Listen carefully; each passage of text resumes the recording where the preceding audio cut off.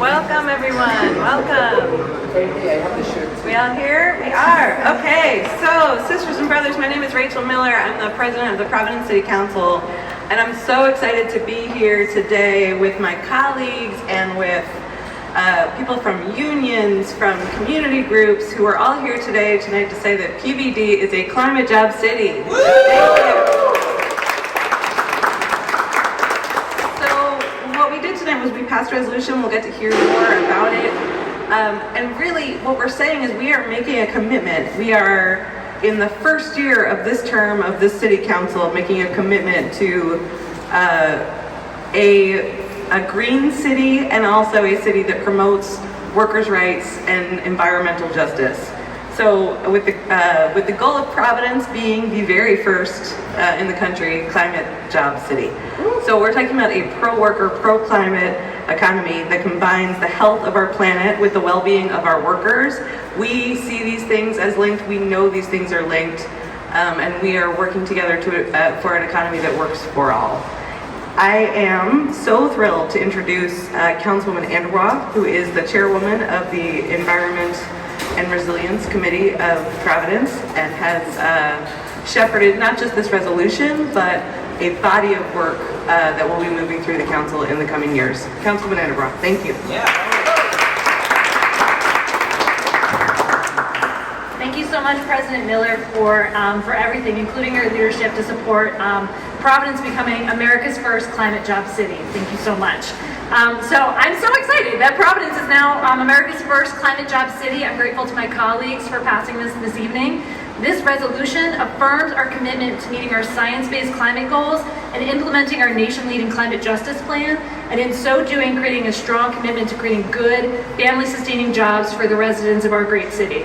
I'm so grateful again to Council President Miller for her strong support of climate justice and the labor community, which are represented in this resolution today.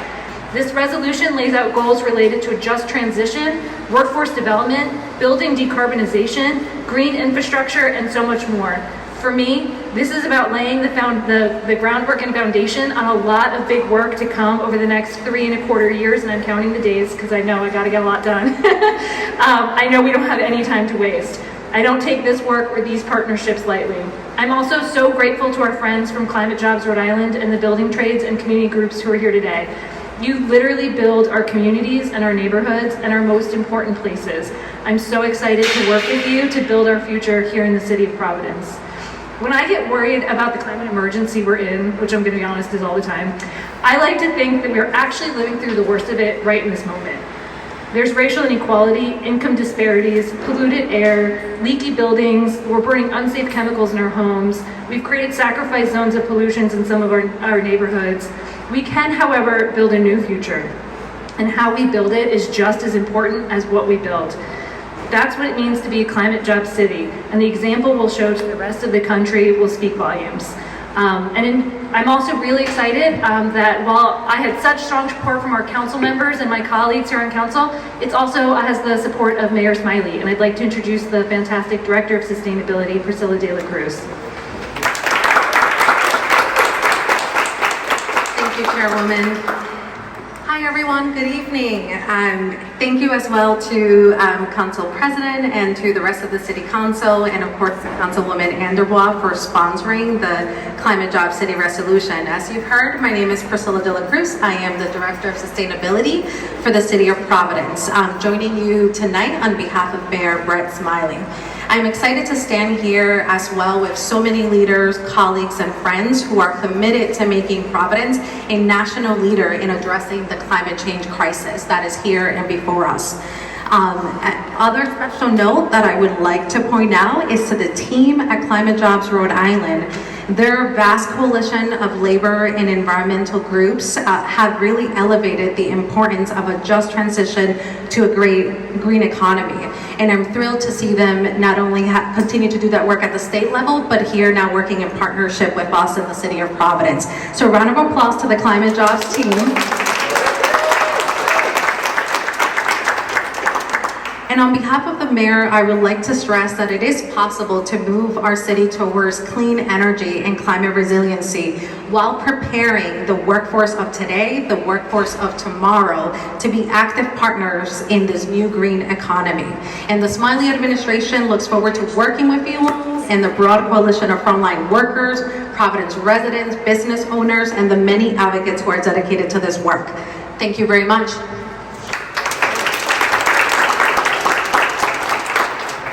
Thank you, Priscilla, and we are so pleased to be working together with Mayor Smiley to move Providence forward in this direction. You know, we talk a lot about climate change. We talk a lot, and we've seen the really very strong impacts of that just as in the weather in the last few weeks. We also feel those really strong impacts in our city every day, right? So we have some of the highest childhood asthma rates in the country. Right? We have, and these aren't new statistics, right? We have air pollution that is a crisis. We have, we know, pollutants in our water systems as well, and the carbon that we contribute today is impacting us for generations. So this is emergent work, it's necessary work. It's work that we cannot do by ourselves, right? Just in the city council chambers, and it's work that we cannot do by ourselves just in the city. And so we are so lucky to have a very strong union and community coalition in the Climate Jobs Coalition to move us forward, to elevate as we work together in the city to make sure that what we're talking about are joint goals that meet community needs, and also are lifting up some of the key core issues. So when we're talking about environmental justice, we're also talking about all of the interconnected issues that affect us in the city of Providence, right? We're talking about poverty and job access, and the Climate Jobs Coalition is working with us and working statewide to elevate those issues and help us meet solutions. So I'm so pleased to be able to introduce the Director of Policy for Climate Jobs, Michael Rolls.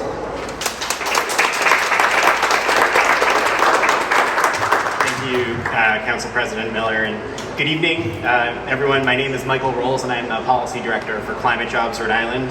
I want to give a quick shout out to my right hand, lead organizer Erica Hammond. She's the other half of our coalition. We're a coalition of more than 30 environmental organizations, labor unions, and community organizations who are committed to working together to make Rhode Island a national leader in a resilient net zero emissions economy through a just transition. The principles that guide Climate Jobs Rhode Island require a bottom-up approach to policy and decision making. The resolution that was passed tonight insists on doing the same. The significance of this framework is in the fact that it not only states what the City of Providence will do, it states how the city will do it.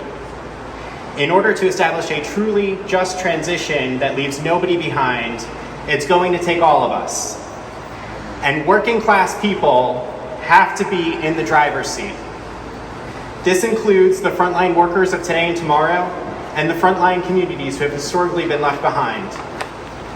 This resolution makes it clear that Providence is committed to centering the lived experiences and expertise of vulnerable workers and Providence residents as it moves to create and enact policies that steer us through climate action at the scale that science demands, so that everyone, no matter your zip code, is able to breathe easier in their own neighborhood, that community spaces are accessible, and that the places where people live, work, play, and learn are safe, comfortable, and free from toxic hazards. Centering frontline workers and communities means that that worker who has spent decades of their life working to make sure that our homes are warm in the wintertime and that our lights are kept on in darkness, that worker has the proper protections as we make the revolutionary changes to clean energy. It ensures that the workers who have sweat and toiled to make our society have the right to fair and dignified treatment. They have a right, with no gaps in employment, to utilize transferable skills to build and maintain green infrastructure with comparable wages and benefits, and they have a right to a secure benefits package that guarantees that they and their families have bread and roses too. Putting working class folks at the center of this transition also ensures that the clean energy jobs of the future maintain strong labor standards with necessary worker protections and high-paying wages with good benefits. And also requiring that decarbonization projects utilize pre-apprenticeship and apprenticeship programs so that as opportunities for new generations of workers to join the labor movement, they are able to enjoy the same labor standards, protections, and benefits that the tradespeople who came before them also enjoyed. We have not only an opportunity but an obligation to use this moment to expand economic opportunity and justice for all. And to do this, we must center the lives, experiences, and expertise of people who live and work on the front lines. I'm going to close with a quick story. We all remember the Great Recession. We Rhode Islanders remember how hard it was for many of us. And as the saying goes, Rhode Island is historically the first in the recession and the last one out. And despite all that fallout, Rhode Island made the decision to be the first in the nation to begin construction on an offshore wind farm. And during that time, a Rhode Islander was on the verge of homelessness. He entered a trades apprenticeship program, and equipped with the skills and licenses he obtained through his apprenticeship, this worker was assigned to the Block Island Wind Farm. And with the wages he earned from working on that project, this worker was able to utilize that income to buy his first home. We have the power to make that story happen again for hundreds and thousands of Rhode Islanders, but it's going to take all of us. And then we're going to show Boston how it's done, and New York, and Philadelphia, and Chicago, and Los Angeles too. But it starts tonight in Providence with this resolution. I want to commend the steadfast support of Providence City Council, Council President Miller, Councilor Anderbois, everyone here in the City Council. Thank you very much. Thank you to Mayor Smiley and the entire administration for your support of this. Providence is a climate job city. I want to now welcome to the podium Pat Crowley, Secretary-Treasurer of the Rhode Island AFL-CIO.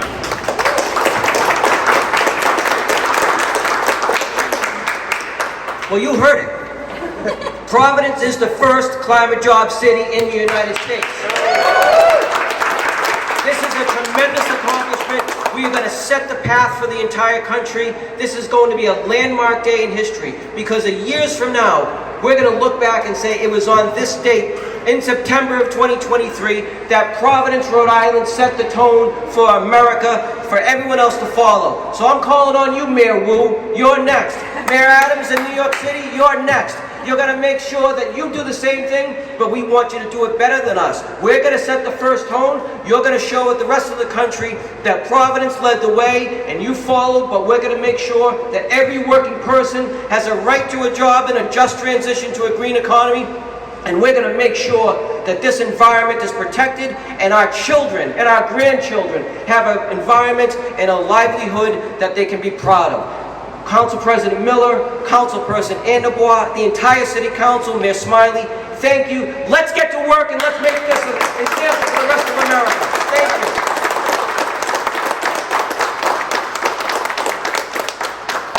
Thank you. Thank you all. We're happy to stick around for a little bit. That is the end of our program. I would just like to close by saying, you know, there is so much ahead of us when we talk about both climate change and the work that we need to do to clean up kind of legacy pollution in the city of Providence. And the key word of the day is going to be solidarity, right? Like moving through that work in a way that is sustainable and really changes the future for our kids and the next generation. So thank you to everyone here, and solidarity forever tonight. Thank you. What is the next step?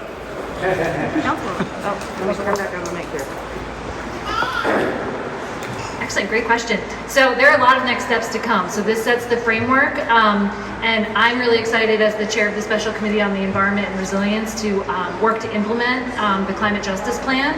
We're already looking at how we're going to decarbonize the municipal buildings in the city of Providence. So expect that in the next little bit of time.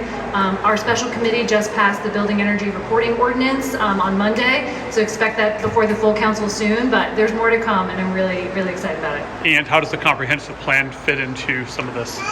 Yeah, and so we actually heard a presentation on Monday night from the Department of Sustainability on some work that they've done to map out the zoning changes and changes to the comprehensive plan that are necessary to implement the climate justice plan. So I'm excited to advocate to make those changes in the comprehensive plan, which then affect, as everyone knows, the zoning in the city of Providence and our land use. So, yeah, Cool. Great questions. As always, Ward 3 resident Steve Alquist. Which role are you most excited about? I mean, I think as President Miller said, this work is really integrated and really kind of a systems approach. So we can't do any one of these without the other. We can't have a just transition without more deep democracy and without commitments to our workers and without addressing climate change. So I think they all work together as a unit. We couldn't cut any one of those bullets out and have this work as in the way that it will. So I'm excited about the totality of the work and thinking about it like a system and moving forward our goals in that way. And I don't know if anyone else had thoughts on that. Yeah, okay. I will just say, I think that we also have an opportunity. One thing that wasn't highlighted tonight, right, is an opportunity that as we've already been working towards this, but more work to do. As we've been working on school construction, there's a huge opportunity to not just make sure that our schools are incredible 21st century places for our students, but also are giving back to the neighborhood, giving back to the city, and healthy places for our students, teachers, and parents to be.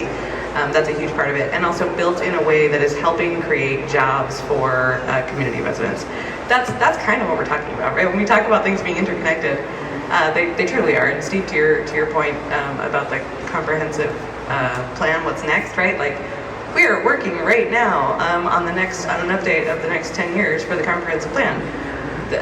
Climate resiliency is a huge part of that, right? So we're not just talking about, although these things are critically important, separate resolutions, separate items, we're talking about being able to build in the links between the climate and the economy into the work that we do here on council. So thank you. Thank you.